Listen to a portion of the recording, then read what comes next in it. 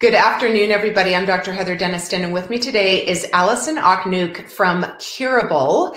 And welcome, Allison, first of all.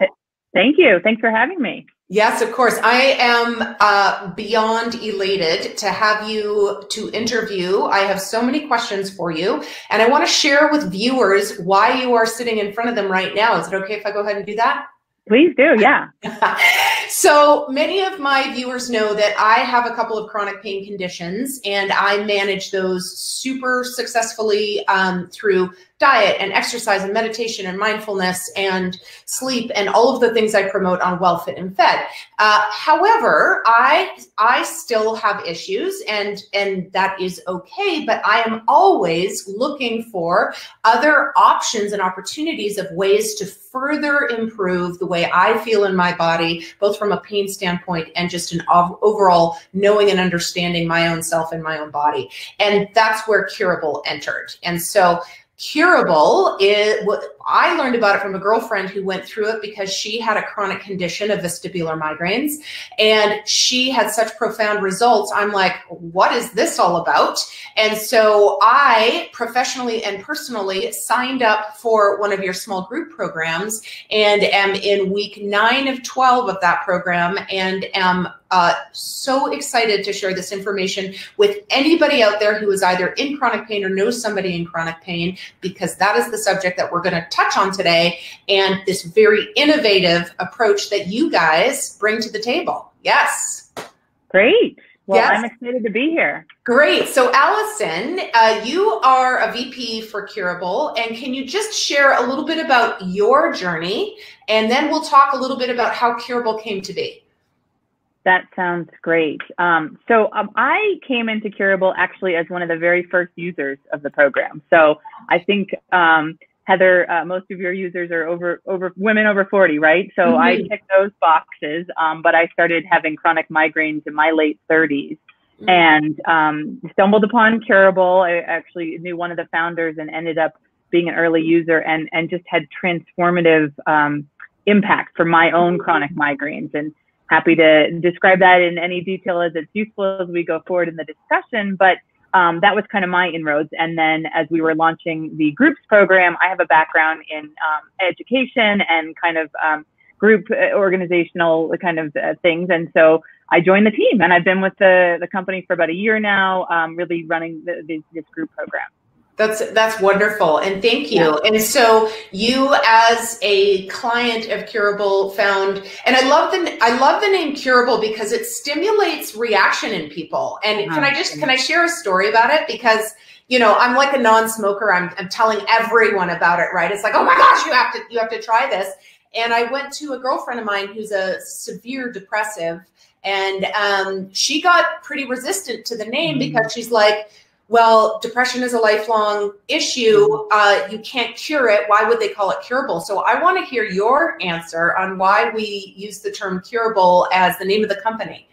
Right. I mean, there's so much out there in increasing brain science, which we'll probably get into, about the role that mindfulness and kind of mind-body can have in chronic pain. I think a lot of that work is about managing the pain, and we really believe and have seen huge amounts of success of it truly curing for many people their pain, and if not fully curing, reducing significantly the physical symptoms. Yes. And I think we also have maybe a nuanced definition of cure, right? So we think that means you will never have any physical symptoms at all. Well, we're humans, right? Our bodies feel things. For us, there's a broader definition of cure, which is sort of being able to live the life that you want to fully. Yeah, I love that. So I'm just going to repeat that. Stronger definition of cure is to be able to live the life that you want to fully. And I also love that you call it that, because what you ask of people in the program is to open up their minds in a way that they haven't before. And so by throwing, I think, that word at them right at the get-go, it's a great almost litmus test for folks coming into the program of, okay, what's this all about? And am I curious or am I skeptical? And really, I think the curiosity piece is a big part of the program, as well as getting curious about yourself and your pain and your journey. And so I love that we talked about the name of the program, because that is something that I've also had to explain to people. But once I use that explanation, they're like, oh my gosh, that makes so much sense. So yeah.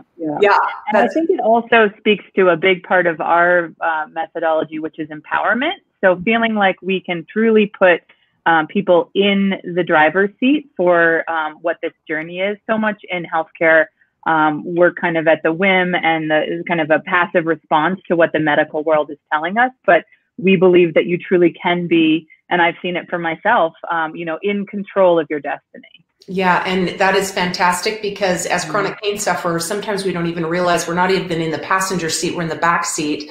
And we feel like we don't have power or choice or control. And that's one of the things that through all the different subject headings of each of the modules that we've been going through, that's just been hit on a lot. And I think that is so incredibly useful for those of us who are dealing with daily pain or a condition that is chronic. So thank you for sharing that. So let's talk about maybe what kind of people does this program attract? If you are a chronic, is it any chronic pain sufferer, anybody with depression or anxiety? Can you share a little bit about who's a good person out there to kind of explore further about this particular program? Yeah, I mean, we have a whole wide range of people who use the program. I think the first piece to touch on is sort of what is chronic pain, right? So, if you broke your leg yesterday, you were out for a hike and you fell and broke your leg, that is not chronic pain. That is a immediate acute injury. It likely needs medical attention. Chronic pain is usually something that's been going on for 6 months or so. It could have initially started, and this is an important piece, with an actual physical injury, but it has seeped into that category of more long-lasting. We have folks of all ages, from early 20s up until in their 80s, men, women. The pain conditions are very wide-reaching, back pain, fibromyalgia. We often get the question, well, what about things that are not actual physical pain? We have folks with chronic fatigue syndrome, irritable bowel syndrome. So anything that is sort of a pervasive physical symptom that has been over a lasting period of time. Yeah, that's great. And guys, stick with us. We're going to get into a really good discussion about brain science and pain and all of that. But I want to just tease this out a little bit more. And that is that I think from my standpoint, having had a practice full of people, both in acute and chronic pain, that what you said was sometimes chronic pain can start with an acute injury and it should have healed, and it has not healed per se, and people end up with chronic headaches or chronic neck pain or chronic whatever, and they are great candidates. And so like I said before, if you or anybody you know who is in a situation where you have a chronic pervasive condition such as fibromyalgia, anxiety, depression, chronic fatigue, any of those, or something that actually is painful, chronic shoulder pain, chronic back pain. Mine is just pervasive joint pain. And so these things, arthritic conditions, autoimmune disorders, these are things that people have to figure out how to walk alongside in their own journey. And Curable does a great job of helping us figure that whole process out. So, okay, so let's jump into it, because my favorite thing, we're going to just jump ahead one question because I love this question so much. And that is that it's not uncommon for folks who do suffer some sort of condition to have said to them at some point or another from one of their medical practitioners, like, there are no physical findings. This is likely something that's just going on in your head. Try to forget about it, or try to just, go home and go about your business. And what do you say to that in regard to these poor people who then are not being provided with any solutions? Right. It's just such a hard thing to hear. And I've been there myself. And, I think there is a critical distinction to be made between your brain is playing a role in your pain, and you are making your pain up. Mhm. So I think when we hear what you just said from a medical practitioner, what we hear and what many of them are saying to us, unfortunately, is, I believe you're making this up. And we do not subscribe to that. The pain is real. You are physically feeling it. It sucks. It is in your body. And at the same time, there is a critical role that your brain is playing in causing that pain. So I think, it's just a shame when people hear that and sort of what's behind it. Yeah, and that is a great place for us to start, because a big, massive, underlying foundational principle for Curable is your brain's connection, how it interprets signals, how you respond to those signals, biochemical pathways, neurologic pathways, synapse firing. All of that plays such a humongous role, and we're not taught about it. And so this whole mind-body connection piece that you guys are bringing to, you're bridging from very sciencey stuff to understandable stuff for lay public, is incredibly valuable. So can we touch a little bit on that, and maybe some of the premises that Curable has, and that mind-body work on chronic pain just subscribes to? Yeah. And I think it's important to start with sort of a disclaimer, which is that we did not, we're not the pioneers of this movement. I think we're standing on the shoulders of giants. Some of your listeners may be familiar with names like Dr. John Sarno. He was kind of the godfather of this movement 50 or so years ago. And what's been happening over time is that the science is just getting more and more solidified and more clear. And we are always evolving kind of with the latest science that's out there. But, at the most basic level, it's this notion, and really it's now proven fact in science, that as a species, our brains were set up to protect us. So, we, back when we were cavemen and women, we needed to know danger that was in front of us and to react accordingly. And so our bodies are trained. We can even think about if you are just in a, maybe you have to do some public speaking, you can feel your heart starting to beat. And, so we all have examples, even outside of pain, of how intimately connected the two things are. And so, as we see things that we are scared of as humans, they start to become hardwired so that the next time that thing faces us, we're not going to die. And that's, where it came from, because we were running away from beasts in the wilderness. But that's still hard coded into who we are. And over time, those neural pathways it's like a groove that just gets deepened and deepened. And we have these predictable responses to it. I think what's really exciting about what the science is now telling us is that is both true and it is malleable. So there's this notion of neuroplasticity, and we have the power to change how our brain is responding to things that may have been true threats in the past, but they are no longer threats that are causing us to feel pain. It's like if you put your finger on a hot stove, you want it to hurt so that you don't do that again, but that can get cross-wired in our brain. Yeah, absolutely. And the concept of neuroplasticity is just so hot right now, for biohacking, for maximum potential optimizing, and it is no less true for those who are suffering some kind of chronic condition, that they too can also shift the brain in a way that helps their body have more realistic responses to normal stimuli. And so I think that's super, super key. And that is a big foundational principle that we build on, in the program.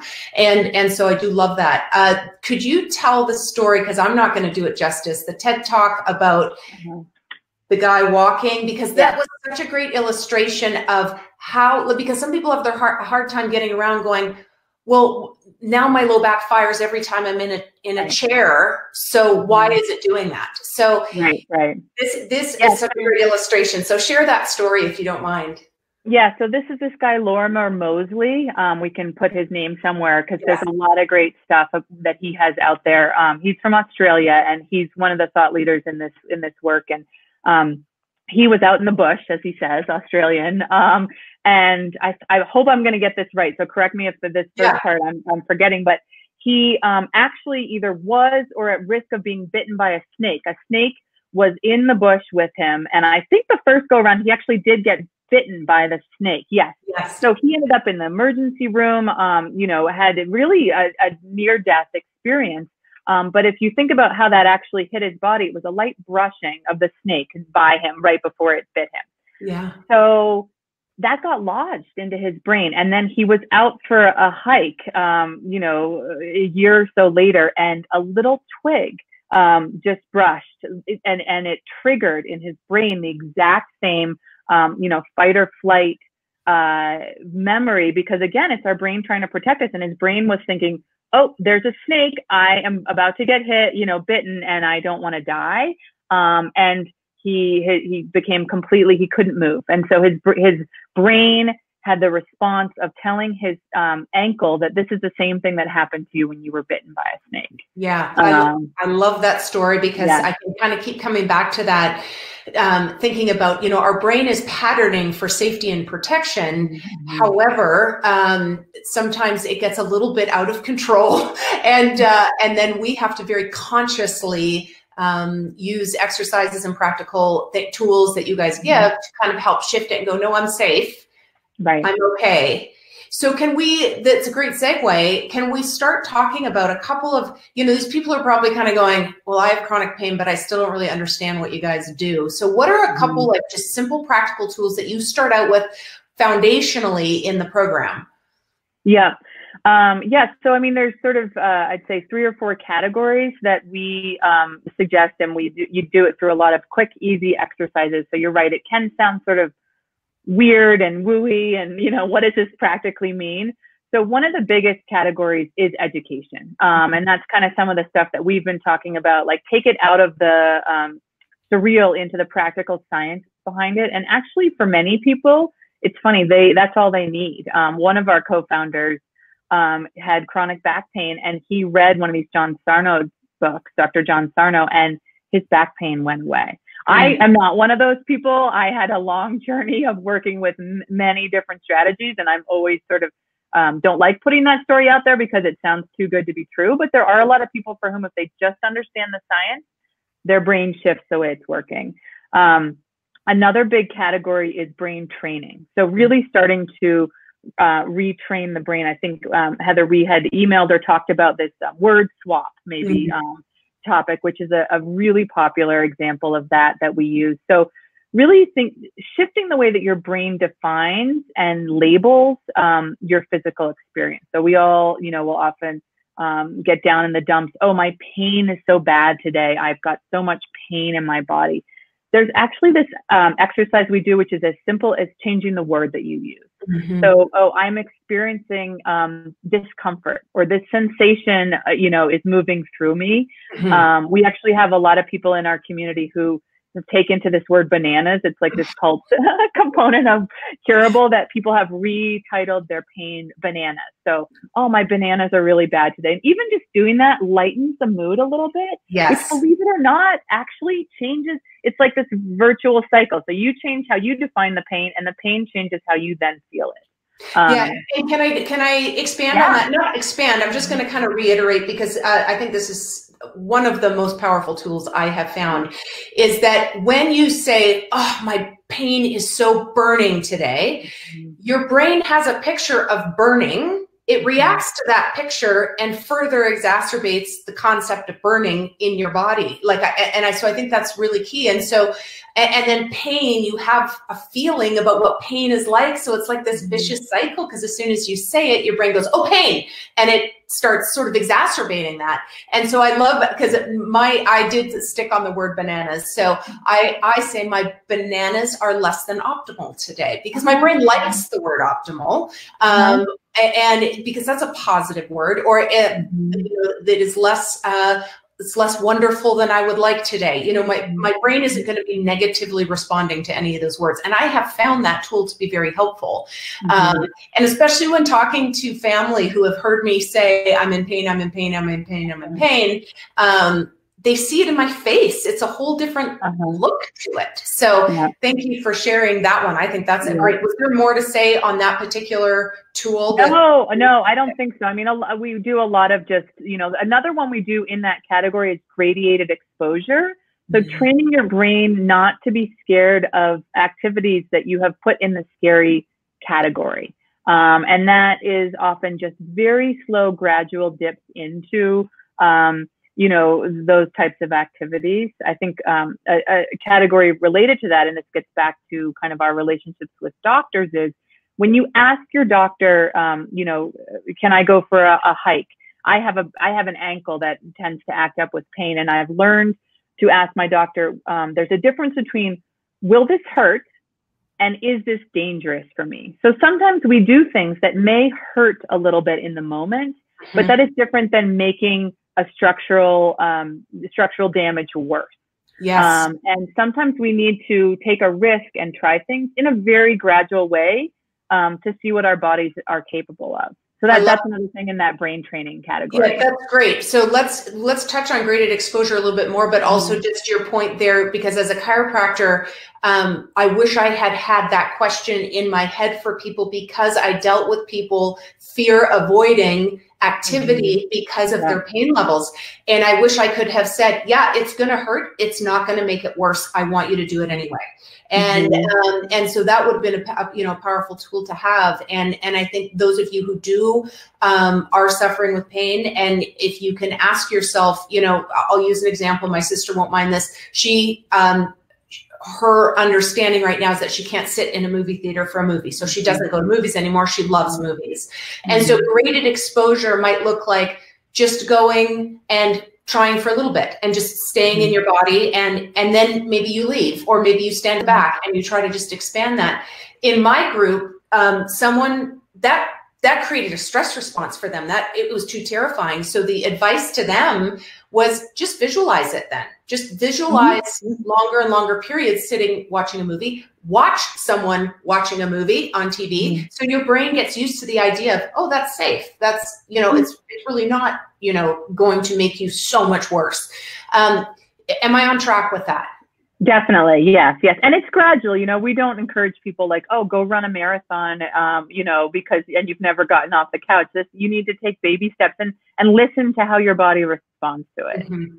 I think that's a great tool as well. Let me see. So we were talking about education, brain training. Okay. What's next? Meditation is another topic. So I know, you know, meditation's kind of the it thing these days, right? So a lot of people probably have a meditative practice or are at least familiar with the benefits of it. I think our sort of unique lens and what a lot of our guided meditations focus on is really getting in touch with that mind-body connection. So understanding how your body feels in a moment and kind of noticing that. You know, thinking also about, and we can get into this topic in more detail, but how maybe emotional stressors or what is perceived as emotionally dangerous can actually impact what you're feeling in your physical body. That's a huge piece of our work. It also just practically can often help to calm the central nervous system and that kind of panic that then exacerbates. So meditation is a big part of our work as well. Yeah, I have loved learning different meditation tools and breathing tools, and play, you know, focuses on getting playful again, and, you know, having that biochemistry dump into your body is incredibly useful. And so I do want to touch on the whole emotional connection, because in Curable groups, we talk about childhood trauma. We talk about, you know, our reactions around fear and different things that we are afraid of. And so can you talk a little bit more about how could that possibly relate to the fact I had fibromyalgia at 40, that I had a traumatic childhood? Can you share, you know, you don't have to use that example, but how do we make that, how do we bridge that for people? Right. So, you know, it comes back to the kind of fundamental science of our brains have been are hardwired since we started existing as humans to protect us from things that we perceive to be dangerous. And a way that often happens is, so one way can be dangers that we perceive, physical dangers that we perceive, you know, the lion running at us, or going for a hike because it's going to hurt my ankle. But it's also things that have been dangerous for us emotionally and mentally. And the way that we protect ourselves is by often channeling. We don't want to deal with it. We don't want to think about it. We don't want to process it. And so it gets kind of stuck in somewhere in our body physically. And that's sort of where it's easier for our bodies to take it in that situation. Yeah. We do a lot. So I guess the fourth then category of our exercises is journaling, writing. So, and a lot of that work is to help tease out and understand those emotional stressors that may be there and observe the patterns. So, it's funny. I always seem to get a headache the same week that my parents are visiting, and so trying to understand where those happen. I know personally for me, it was the last category I wanted to go into when I was doing the Curable program, because, the other things like the brain training is kind of fun and you feel empowered, and it's kind of yucky to have to go back and think through all these, emotional triggers, but they really are real. And I'm sure as you've experienced in your group, there's a lot there that people have to uncover. There is. And I know for myself at first it was, and this is the power of journaling, especially if it's pen to paper and not on a computer, is at first it was like, well, it was all fine. And, I really had this great childhood, and I did have a great childhood. And we talk about that because it's the minor, smaller traumas a lot of the time added up or over the course of a short span of time that can create an impact down the road. And so that was very powerful for me because I saw a protection mechanism come into place between 11 and 12 that I was not aware of. And it was very powerful to explore that. And so I love that. And that actually, this is oddly timed, but I just want to say, no matter, we talked about what great success people have had with this program. I find my pain is definitely much better, but I also find just the self-awareness piece and having explored and done some of the work that you have facilitated and encouraged has been an incredible growth opportunity for me, pain aside. And so I really have loved the work there. I want to go back to fear and pain, because one of the things that you guys talk about is how closely connected those are anatomically in the brain. Is that, can you say more about then how do those two kind of can get confused sometimes? Yeah, I mean, I think just because of what we've been talking about, sort of our, this notion of the fight or flight, and then we get scared about, so the pain can cause fear, but yet a fear can cause pain. So it's kind of this cycle that it gets hard to unravel. And that's what a lot of this work is. I think they get very stuck together, and that it is interesting exploring, when I've had a flare up, walking that back to, was there something there that I was afraid of? Was there something, fearful in the situation? Was there something I was trying to avoid? I love one of the questions that you ask in the program where you say, if all of your pain was gone tomorrow, what would be expected of you? And that's an interesting question to start to kind of look at. How are we attached to it from an identity perspective, and how is it serving us in certain ways, if we can look at that objectively? So I'm sure lots of people kind of have interesting explorations as they go through that work. Yeah. Yes. I mean, that's a hard one, right? Because we don't want to acknowledge that our identity has become so intertwined. But, sometimes we use our pain.